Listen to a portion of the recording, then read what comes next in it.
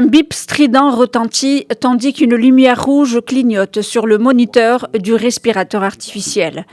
Le patient est allongé sur un lit de réanimation, il ne bouge pas. Les soignants sont sur le qui-vive, ils sont la dernière ligne droite de défense face au coronavirus ici, à la clinique de la CNSS de Tanger. L'établissement qui a vu la mise en place il y a plus de 10 jours de cette nouvelle unité de réanimation. Une unité composée de 20 lits dont 9 consacrés à la réanimation et 11 pour les soins intensifs. Elle est équipée du matériel nécessaire pour la prise en charge des patients contaminés. C'est très dur, ce qui arrive est très sérieux. Les citoyens doivent être très vigilants. Cette maladie n'est pas facile. Nous en souffrons beaucoup. Je n'arrivais plus à respirer. J'étais par terre. J'étais donné presque pour mort, comme on dit communément. C'est une équipe militaire qui supervise cette unité de réanimation. 48 médecins et infirmiers spécialisés en réanimation anesthésie, en épidémiologie et en virologie restent vigilants face à la vague de patients gravement atteints.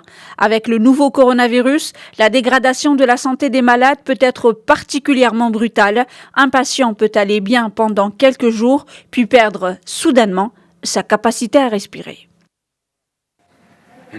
Sur ce cliché d'un patient, nous observons clairement le manque d'oxygène des poumons. Les 2/3 de l'organe sont atteints. Au service des soins, nous les aidons à respirer grâce à l'oxygène et aux appareils respiratoires. Mais tous nos efforts sont vains si vous, citoyens, ne nous aidez pas. Il faut impérativement que vous portiez vos masques, que vous respectiez la distanciation physique, que vous laviez vos mains avec du savon le plus souvent possible.